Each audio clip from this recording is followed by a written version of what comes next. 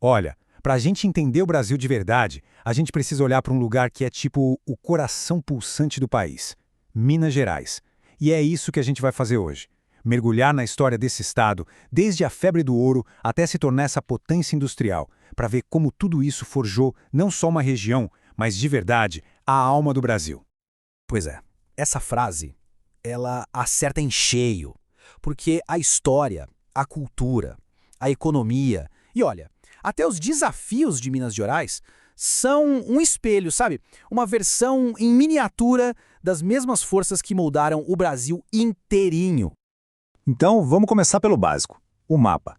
Se você olhar, Minas Gerais está literalmente ali, no coração do Sudeste, conectando os estados mais populosos do país, funcionando como uma verdadeira encruzilhada para o desenvolvimento do Brasil. Mas a importância de Minas vai muito, muito além da geografia. É que a verdadeira alma mineira, sabe? Ela foi forjada a fogo, no calor da corrida do ouro lá no século XVIII. A gente está falando de um período de mudança tão, mas tão radical que chegou a deslocar o centro do poder do Brasil colônia, que sempre foi no litoral, para dentro do país. Imagina só a cena. Milhares e milhares de pessoas de Portugal, de outras partes da colônia, largando tudo e correndo para essa região. O sonho? Ficar rico, claro. E foi esse movimento todo que deu origem às primeiras grandes cidades brasileiras longe da praia, como Ouro Preto, Mariana. Foi ali que a semente da urbanização do interior do Brasil foi plantada. E o mais impressionante, quando a gente olha essa linha do tempo, é a velocidade. A velocidade com que tudo aconteceu. Pensa bem, em poucas décadas, uma região que era praticamente isolada, selvagem, virou o motor econômico da colônia. Cidades inteiras brotaram do chão, todas girando em torno de uma única coisa: o ouro. Mas olha que interessante, essas rotas não serviam só para escoar o ouro. Elas foram muito mais do que isso. Foram as verdadeiras artérias que, pela primeira vez na história, conectaram de verdade o interior do Brasil com o litoral, principalmente com o Rio de Janeiro. Era um fluxo constante de gente, de mercadoria e, claro, de novas ideias. Só que o ouro não é eterno, né? E uma hora ele começou a acabar.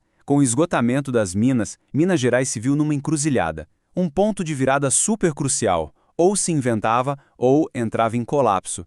E adivinha só o que aconteceu? O Estado se reinventou.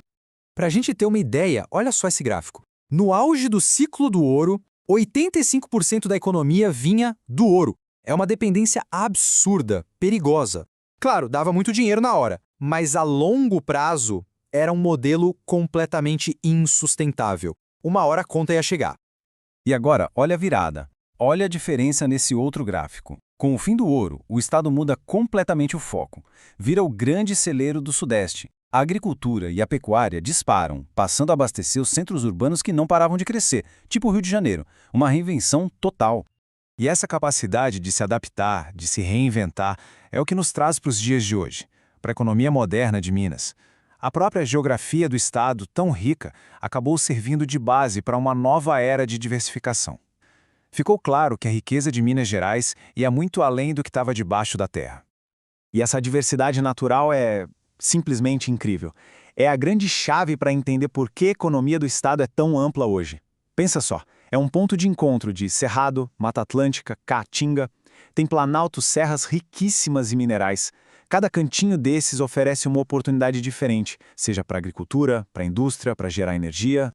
E o resultado de tudo isso é o que a gente vê hoje. Sim, a mineração de ferro, de nióbio, ainda é super importante, mas a economia mineira é hoje uma potência diversificada. A gente tem a indústria pesada, com gigantes da metalurgia e do setor automotivo.